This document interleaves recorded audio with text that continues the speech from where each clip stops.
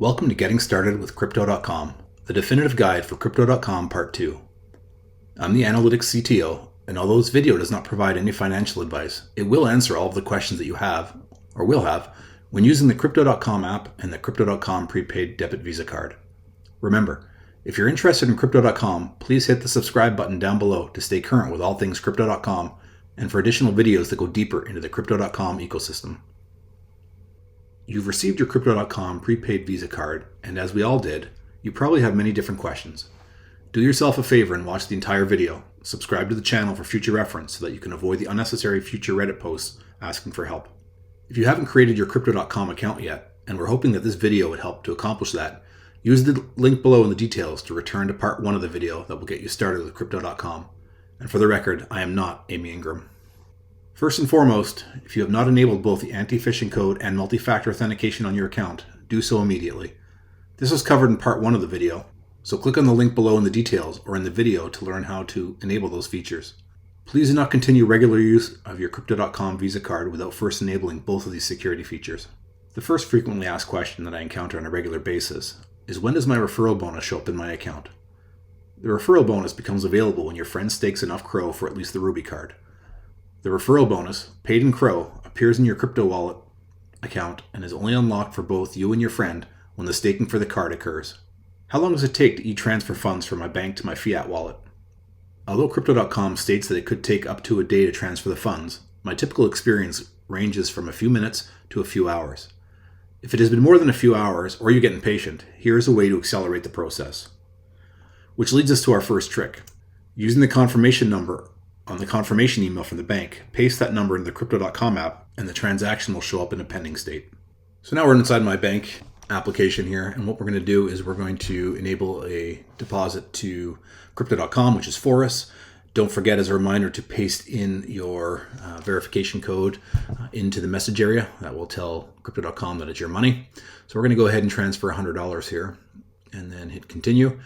And a few minutes later, I receive an email with a reference number. So I want to copy that reference number from my email. And we're going to take that number and bring it into the Crypto.com app. And you can see here on your wallet, your fiat wallet account, there's an enter here link. Click on that. And there's for you an opportunity now to paste in your reference number. So we'll paste that in there and confirm it. And what that'll do is that reference number now will kind of jumpstart the process. And you'll see that my fiat wallet now actually has that reference number and puts that transfer into a pending state. This should usually take about anywhere from 5 to 20 minutes or so to get transferred. Can I buy cryptocurrency using the Visa card? Point blank, no. If you go to settings and then terms and conditions, you will see that this is one of the listed restrictions. There are additional ones, so if you're looking to use the card beyond simple day-to-day operations, I'd give the T's and C's a read to make sure what are the eligible purchases that you can make. How do I transfer funds from the Visa card to my fiat wallet? Unfortunately, there's currently no way to transfer funds from the Visa card to another account.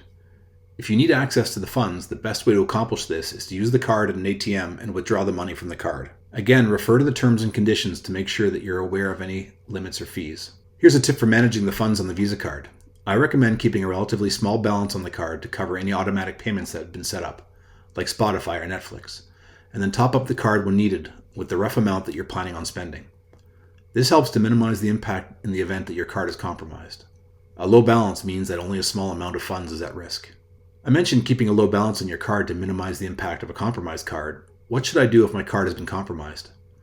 The very first thing is to go to your card details in the app and freeze your card, and then contact support. Inside the Crypto.com app, what we're going to do is in the lower right-hand corner, you'll see there's a card icon.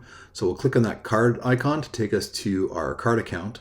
And not to be confused, but there's another card icon in the upper right corner. The white one, we're going to click on that, and it brings us to our card details.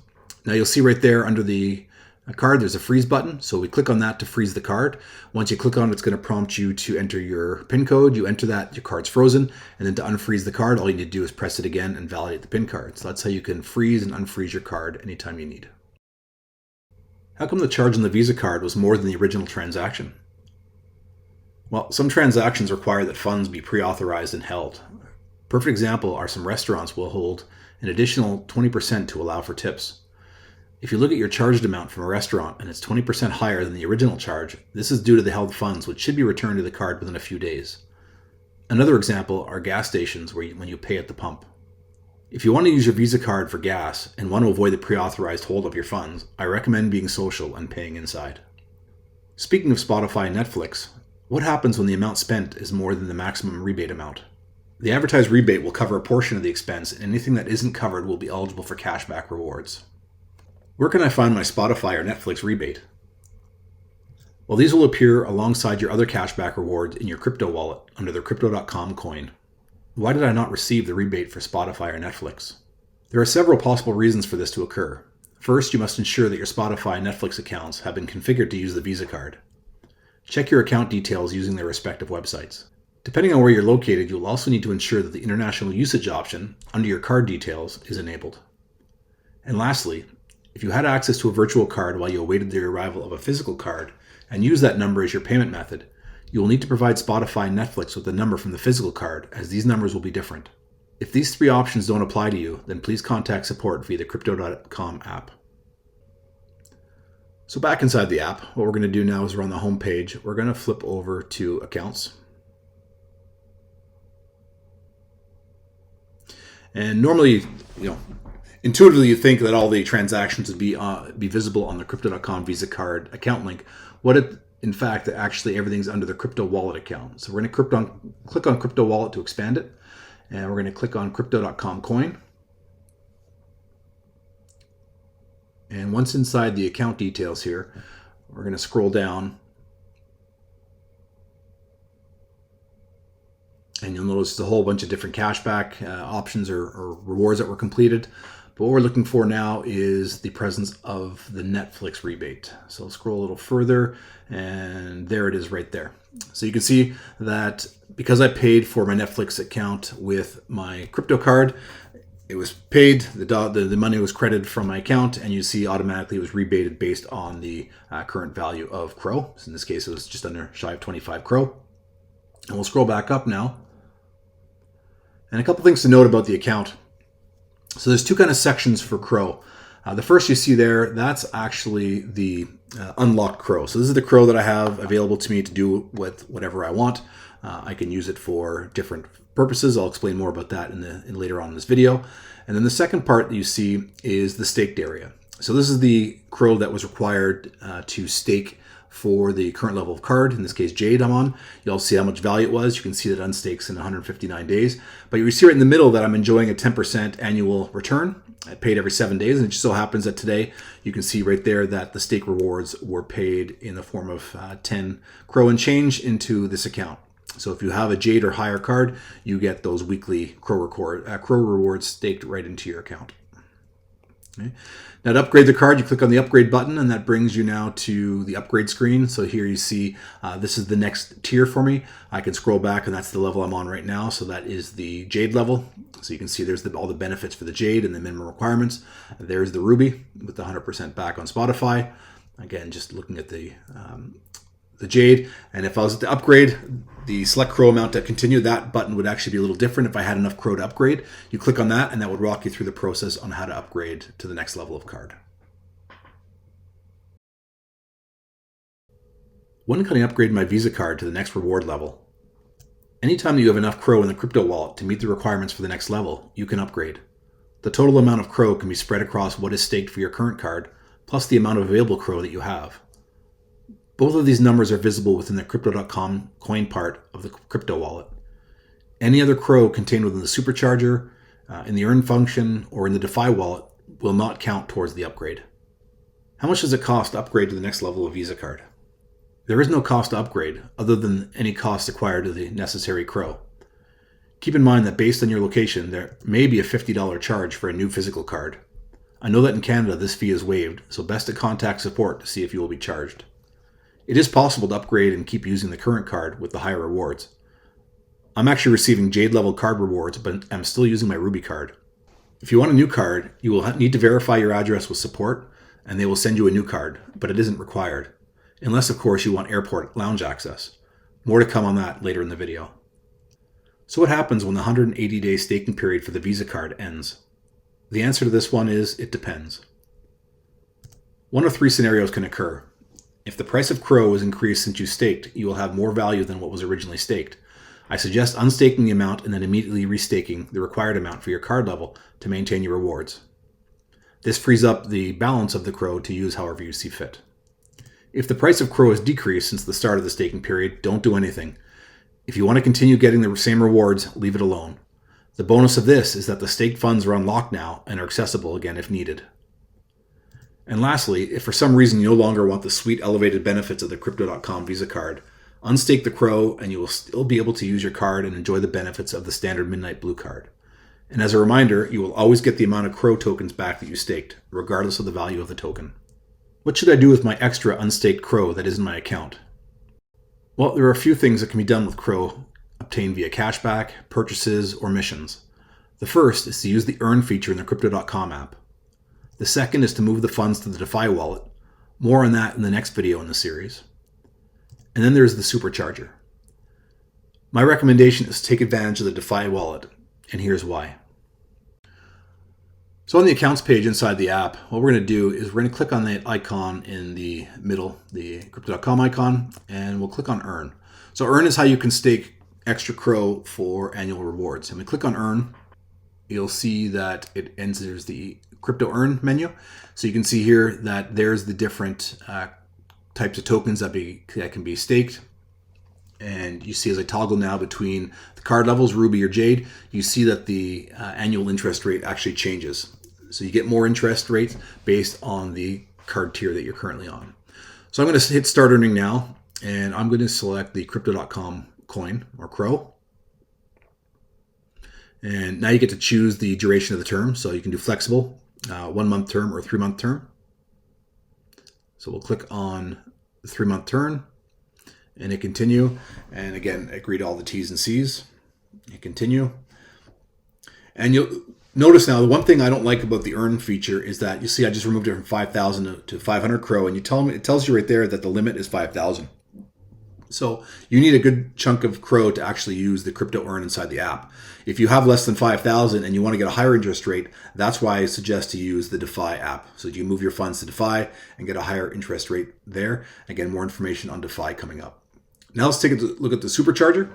So you can see here now I'm in the Supercharger, and we'll look at what the current Supercharger period is. So right now it's ETH. So you can see that there's $1 million US allocated to fund the pool, and that there's 23 days left in the charging period. Okay, now it says 31.7% yield. That's not what you're going to get, the annual yield. It's actually allocated based on a pool and factored in how much you've actually put into the charger. So what we're going to do here now is we're going to add some funds into the charger. So you can see I've got 2,000 tokens. I'm going to hit charge now and then hit the continue button.